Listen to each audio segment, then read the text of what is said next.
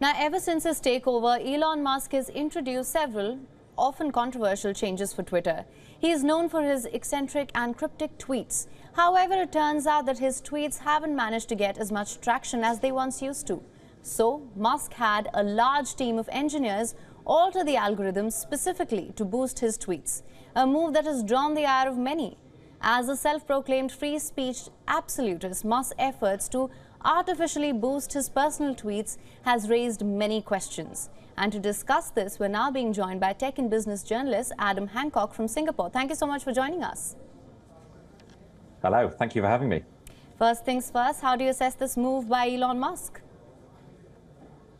Well, it's a fairly bold move, and we must remember that this is all based on reports by the media site Platformer at this stage. But the idea is that he's really not been happy with the engagement that he's been getting. It's a fair enough assessment, really. Apparently, he was unhappy that his tweet or his tweets about the Super Bowl were not getting the same levels of engagement as President Biden's. And if you compare the follower count, so Musk is on something like 129 million nearly followers, compared to President Biden, who is significantly less followers, you can understand why he would not be that happy that he's not getting anywhere near as much engagement. And we've seen, he's very actively involved in Twitter. He's regularly taken to the platform to talk about changes that are being made, meeting with engineers, trying to work out new systems, new algorithms, how the system can be improved. But it's a very bold move to effectively tell engineers to find a way to boost your engagement levels and to boost your popularity levels. So right. I don't think it's out of character for Musk, but it's slightly controversial, especially, again, given how much he said about free speech. Right, absolutely. Now, if reports are to be believed, his tweets were apparently artificially boosted by a factor of 1,000.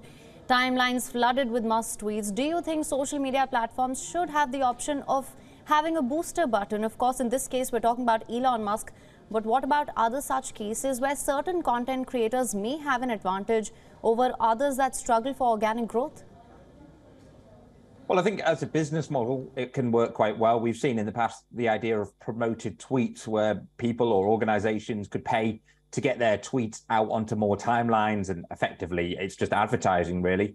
So I think if you're looking to make money, then it's fair. But there's an argument to say that social media is an opportunity for everyone. It's an opportunity for all voices to be heard and individuals to get their work out there and take on these big advertisers and these big organizations and individuals who have money for advertising. And really, I would see it as if you want to get more followers or you want to get your work seen by more people, you need to create content that people want to see and they want to share, and it goes viral. So really, this idea of artificially boosting people's work goes against the whole ethos of people creating content that other people want and it getting shared and new individuals coming through and being more well known through social media. Right, absolutely. Now, we have also heard of certain dark patterns, as they're called, such as shadow banning, tracking user activity across platforms. What's your assessment of these practices?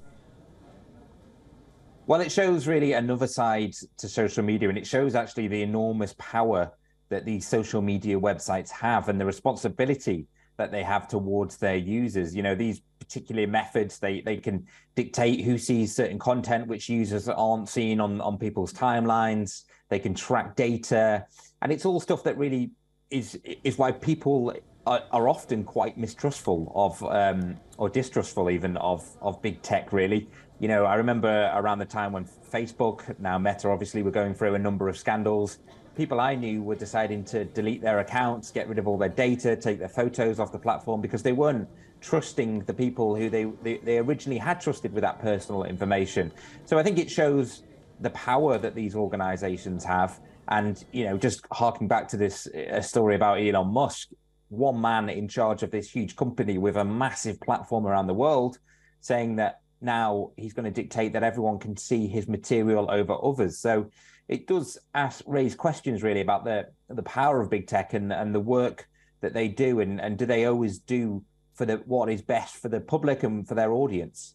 Right, absolutely. Now, coming back to Elon Musk, now he appears to be struggling with engagement on the platform, as you touched on earlier as well.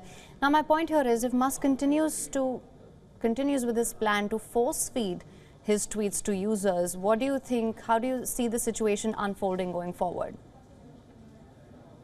Well, I suspect that it's going to put a lot of people off using Twitter. I know anecdotally, speaking to people over the weekend and the last few days, I noticed it myself when I went onto Twitter. The entire For You feed was just Elon Musk, and predominantly it was Elon Musk replying to people. And it's not really what most people are using Twitter for. Yes, we all see a lot of Musk tweets. Many people follow him, but I don't think people ideally want to see their entire timeline become Elon Musk. And, you know, this is a guy who divides opinion. Some people love him. Some people certainly don't love him. And this story, particularly with Twitter, has been ongoing for so long now. There was the whole drawn out process of the takeover. Then eventually he did take charge and all of the changes. And I think there's an element of people being a little bit tired of hearing about him, and they just want to use Twitter for what they want to use Twitter, whether that be for news or sport or politics or music or whatever it is they use Twitter for. They kind of want to get back to basics and use the platform. So he does risk alienating users if he is continuing to mess with the system like this. And obviously he's made a bit of fun of it, tweeting a few memes, and it is the Musk way to have a bit of fun with these kind of things. But he does have a big product that people use, and he needs to be careful with his audience. Right, absolutely. And of course, for more clarity on this, what sort of alterations would you reckon are required for boosting tweets? As per reports, some 88 engineers were pulled in for this job. So do you think this affects efficacy, content moderation policies across the platform as well?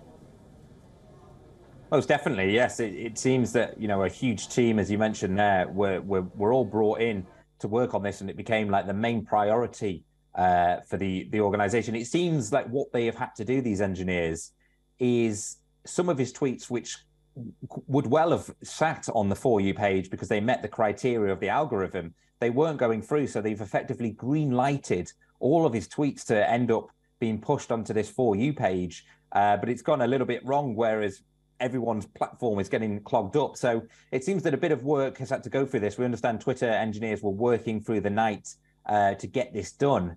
And there are concerns. You remember when Elon Musk took over and a large amount of people were laid off from the company, and there were concerns that certain departments, particularly those that moderate the material that goes on to Twitter, were short-staffed and running low. And if this much manpower is being used to try and sort out concerns over engagement for Elon Musk, then you do wonder what is being neglected. And we have seen recently a lot of technical glitches with Twitter. There was a big outage the other day. People couldn't follow other users. They couldn't retweet them. So if there are concerns about the technical capability of Twitter with the amount of staff that are currently employed there and working under Musk, and then they're all off working on these different projects, you would definitely fear if other departments are going to miss out a little bit. Right, absolutely. Well, Adam Hancock, thank you so much for joining us with all your insights on this. Thank you. WION is now available in your country. Download the app now. Get all the news on the move.